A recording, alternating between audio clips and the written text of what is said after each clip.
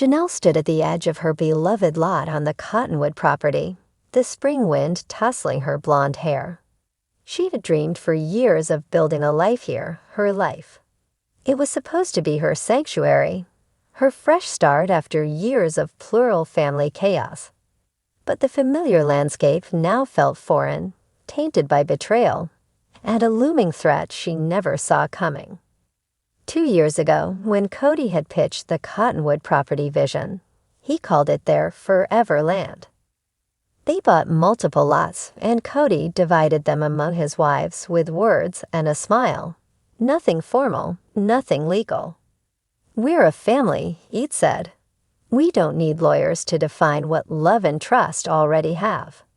But that trust had shattered piece by piece. After Christine left, the unity Kody once bragged about crumbled. Robyn became more dominant, and Kody's favoritism more blatant. Janelle, strong and steady, tried to stay neutral, but deep down, she knew something wasn't right. Still, she clung to her lot, parked her RV on it during hard times, and even imagined building a small cabin there one day.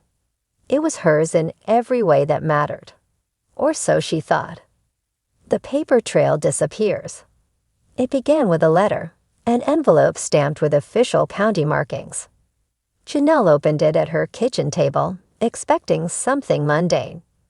Instead, it read like a gut punch. "Dear Ms. Janelle Brown, per updated property records, the CP lot number 4, previously assumed to be under your name, has been reassigned. The current listed owner is Robyn Brown. If this is an error, please contact the county recorder's office within 30 days. She blinked. Read it again. Her chest tightened.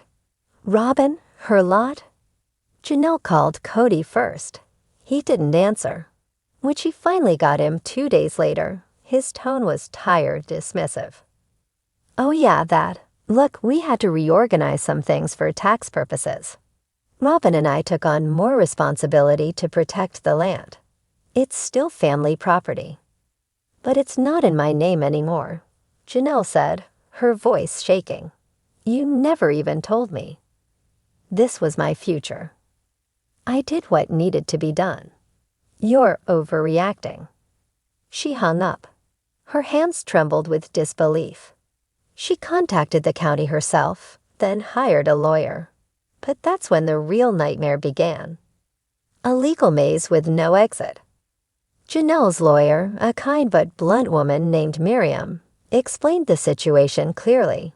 "You never had legal title, Janelle. Just a verbal agreement and some text messages. That won't hold up in court. But I paid into the property. I've lived there. I maintained it." Yes, but all funds were routed through Kody's LLC. And the LLC now lists Robyn and Kody as the only managing members. They had authority to reassign it. "I'm sorry." Janelle stared at the ceiling, her eyes glassy. "So I have nothing. After all these years?" Miriam hesitated. "We can sue. But the odds aren't in your favor. The law is black and white on ownership, and there's no paper trail proving your rights. I can take it to court, but it may end up costing you more than you'll gain." She couldn't believe it. The legal system she trusted had no place for emotional investment. No recognition of the years she poured into that land. The family structure they had once celebrated on national TV, useless in court. A sister's rage. Christine flew in the next week. She marched into Janelle's kitchen, dropped her bag, and said, "We're going to fix this, one way or another." They spent hours digging up old bank statements, text threads with Kody, screenshots from Sister Wives episodes where Kody explicitly referenced Janelle's lot. "Look," Christine said, pausing the video. "He says it's hers. That has to count for something." But the footage wasn't legal proof. The producers, wary of drama exploding into litigation, remained silent. Discovery, the network, refused to intervene. Still, Christine was a firestorm. She took to social media, carefully worded posts calling out unfair property practices and the erasure of a woman's contributions after decades of loyalty. Fans exploded in support. #Justice for Janelle trended. Yet behind the screens, Robyn remained quiet. No public comment, no apology, only silence. Kody's confession. When Janelle finally confronted Kody in person, she recorded it. "You gave that lot away," she said, her voice shaking with fury. "You stripped it from me like I was nothing." "I didn't give it away," Kody said, avoiding her eyes. "I reassigned it to protect the family's core assets. Things got messy after Christine left. You were unstable." "Unstable?" "Because I chose an RV over your ego. Because I dared to think for myself." He looked exhausted. "I had to do what was best for the family." "No, Kody. You did what was best for Robyn." She left that day knowing what she'd feared for years. Kody never saw her as an equal partner, only as a convenient piece in his patriarchal chess game. Robyn's silence breaks. A month later, Robyn finally released a statement. "The property changes were never meant to hurt anyone. Kody and I made difficult choices based on legal advice. We assumed the rest of the family understood our intentions. If Janelle feels wronged, I sincerely hope she finds peace and resolution." It was polished, hollow, Robyn style. Janelle didn't respond publicly, but privately she sobbed. She had once defended Robyn, chosen kindness over conflict, and this was how it ended. When the law fails, the people speak. With legal options dwindling, Janelle turned to the one thing the law couldn't silence: her voice. She partnered with a women's land rights organization, speaking out about how legal structures often fail women in non-traditional families. She gave interviews, appeared on podcasts, and even sat down with Oprah's network for a feature on emotional equity and invisible labor. "People think plural wives are just part of a reality show," she told one host. "But many of us gave our lives to these relationships. We invested emotionally, physically, financially. And when it ends, there's no alimony, no division of property, just silence. That has to change." Her story resonated, not just with Sister Wives fans, but with thousands of women who had been written out of wills, denied homes, and erased from histories because they didn't own what they helped build. Reclaiming herself, Janelle never got the lot back. Not legally. But she found something more powerful: her independence. She moved to a new town, bought land in her own name, and started from scratch. This time, no LLCs, no family trusts, no Kody, just her name on the deed and a wide stretch of desert that answered to no one. On the day her new house's foundation was poured, Christine stood beside her. "You did it," Christine whispered. "I lost a piece of land," Janelle said, watching the concrete settle. "But I found my ground." They stood in silence as the sun dipped behind the hills, casting golden light across Janelle's fresh start. Epilogue, a new season. When Sister Wives aired its season 19 finale, producers included a special dedication to every woman who built a life without ever signing her name. You matter. You always have. And in a final scene, Janelle sat in her new living room, surrounded by her children, laughing freely. No regrets. No looking back. Janelle stood at the edge of her cherished lot on the Cottonwood property, the spring wind gently lifting her hair. She had envisioned this space for years as a personal haven, a new chapter after a complex family journey. But now the landscape felt distant, shaped by events she hadn't anticipated. 2 years earlier, Kody had presented the Cottonwood plan as their future, land for each family member to build on, dream on. Lots were verbally assigned, informal but understood. "We're a family," he had said. "No need for paperwork when there's trust." But trust is fragile. After Christine's departure, the sense of unity began to shift. Janelle, always grounded, stayed committed to the land.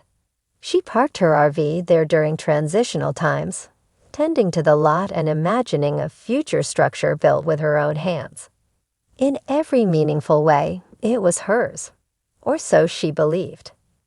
The notice. It began with a plain envelope marked by county insignia. Janelle opened it at her kitchen table, thinking it was routine. Instead, it carried news that hit hard. "Dear Ms. Janelle Brown, according to updated property records, CP Lot Number 4 is no longer listed under your name. The current registered owner is Robyn Brown. If this is incorrect, please contact the county recorder within 30 days."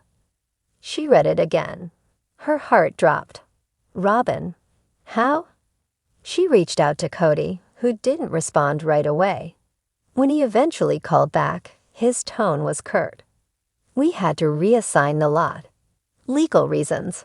It's still part of the overall plan." "But I wasn't told," Janelle said. "That lot was my future. I did what needed to be done." The conversation ended without resolution. Janelle, reeling, contacted the county and quickly sought legal help. That's when the real battle began. Legal limitations. Janelle's attorney, a meticulous professional named Miriam, laid it out clearly. "You don't have title to the lot," she said. "There's no signed deed, no legal documentation, just verbal discussions and informal agreements." "But I invested in it. I lived there. I made plans for it." "Yes, but the funds were routed through an LLC managed by others. Legally, those members had authority to restructure ownership." Janelle stared blankly. "So I have no claim." "We could pursue legal action, but the evidence is limited. It may not end in your favor." Janelle realized the system she had placed her faith in didn't recognize the years of work, dedication, and understanding that went into her life on that land. Christine's support. Christine flew in the following week. She walked into Janelle's home with determination. "We're not letting this slide," she said. "You deserve better." The two women pored over documents, bank records, and even old clips from their show where Kody had spoken about Janelle's lot. "This is proof of intent," Christine said. But the legal world requires more than spoken words and intentions. The television content helped clarify dynamics, but couldn't substitute for binding contracts. Still, Christine channeled her frustration into advocacy. She took to social media, highlighting the broader issues at play, questions of fairness and recognition for those who contribute without formal title or ownership. A groundswell of support followed, with fans and supporters rallying behind Janelle's situation. Unanswered questions. Through all the discussion, Robyn stayed largely silent. A month after the notice, she issued a carefully worded public statement. The property changes were made based on professional guidance. There was no intent to cause harm. We hope this matter finds a respectful resolution for all involved. Janelle chose not to respond publicly, focusing instead on understanding her next steps. Privately, the emotional toll was undeniable. She had once been hopeful about collective decisions and shared visions. The outcome left her navigating a path she hadn't prepared for. A new direction. With limited legal recourse, Janelle redirected her focus. She began working with organizations that raise awareness about women's contributions in informal partnerships and non-traditional family structures. Her story resonated, especially with those who had supported partners, maintained homes, or built dreams without formal acknowledgement. In interviews and features, Janelle spoke honestly. "So many people assume that if you're not on paper, you don't matter," she said during one podcast. But emotional labor, financial input, and long-term commitment count, even if the law doesn't always reflect it. She wasn't alone. Thousands reached out with their own stories, people who had poured their lives into partnerships or projects, only to be left behind due to legal gaps. A true beginning. Janelle never recovered the Cottonwood lot, but she gained something else: ownership of her future.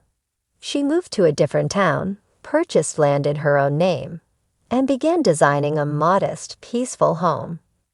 There were no entanglements, no shared claims, just a piece of earth that belonged to her. On the morning her foundation was poured, Christine stood beside her. The desert sun warmed their backs. "You did it," Christine said. "I lost one lot," Janelle replied, "but I finally found solid ground." They watched in silence as the first layers of concrete set, an ending and a beginning. Epilogue, forward motion. When Sister Wives aired its season 19 finale, a simple title card appeared at the close of the episode. For everyone who gave their best to something they couldn't legally claim. Your voice matters. And in the final moments, Janelle sat in her new home, surrounded by her children, smiling. The land beneath her feet was hers, not because someone gave it to her, but because she claimed it fully and finally. No regrets, no looking back, only forward.